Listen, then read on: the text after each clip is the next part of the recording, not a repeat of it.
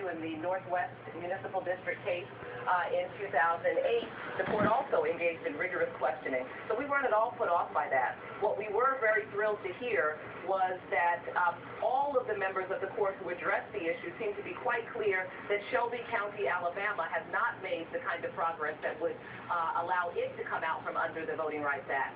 And we also heard the justices express real concerns about whether it or Congress is in the best position to determine whether discrimination in voting has changed sufficiently to warrant the continuation of the act. At this stage, we've been talking a lot about Section 5. What about Section 4 and the other aspects of the Voting Rights Act? And yeah, what do you think is going to happen here?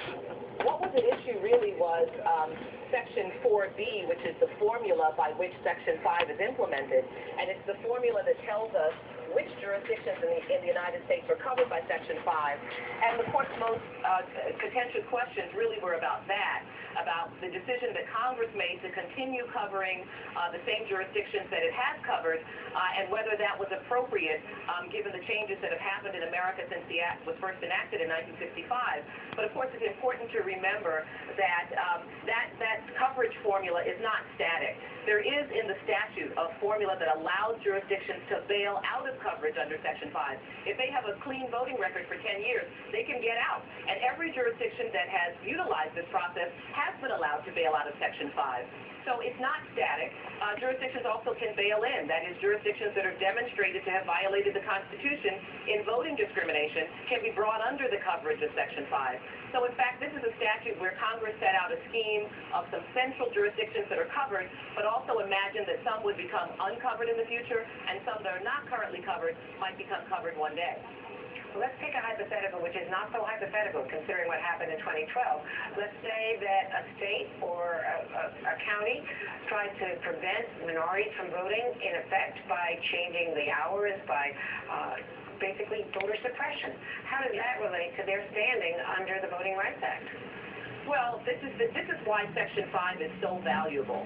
You know, when a jurisdiction in Alaska attempted to move a polling place before an election from a native Alaskan village to a location that would have required those villagers to take either a plane or a boat to vote, it was Section 5 and the requirement to submit that voting change, that polling place change, to the Justice Department that enabled the Justice Department to stop the jurisdiction from enacting that change. When the city of Kilmichael in Mississippi realized that blacks were becoming a majority of the population and therefore decided simply to cancel the election, it was the Voting Rights Act, and Section 5 in particular, that allowed the Justice Department to say, you've got to continue holding elections.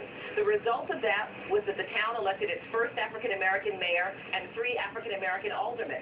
That's all the work of Section 5. It stops the discrimination before it's able to be implemented by requiring the jurisdictions get these changes pre-cleared by the Department of Justice. And when Chief Justice Roberts asked the attorneys today which states theoretically have a better record, and he came up with Mississippi having a better record than Massachusetts, what is the backstory there?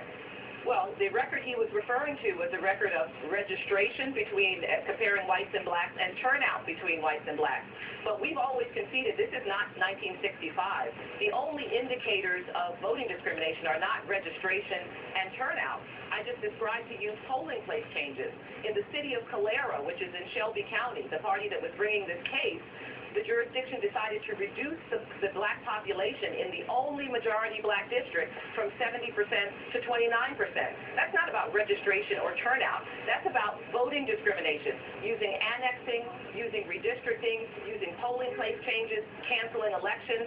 That data is not the data that Justice Roberts was presenting. He limited his presentation to the very narrow issues of registration and turnout. Congress enacted Section 5 in 1965, and in the legislative history they said, we're doing this because we can't predict what voting discrimination will look like in the future. We want to cover all of the ingenious methods that might be used. That's their language. And so they created Section 5 requiring these jurisdictions to submit all voting changes to the Department of Justice before they're enacted. Precisely because you can't even imagine what steps people will take to try to prevent people from voting in the future. Professor Sherrilyn Ifill, thank you very much for being with us. Thank you, Andrew.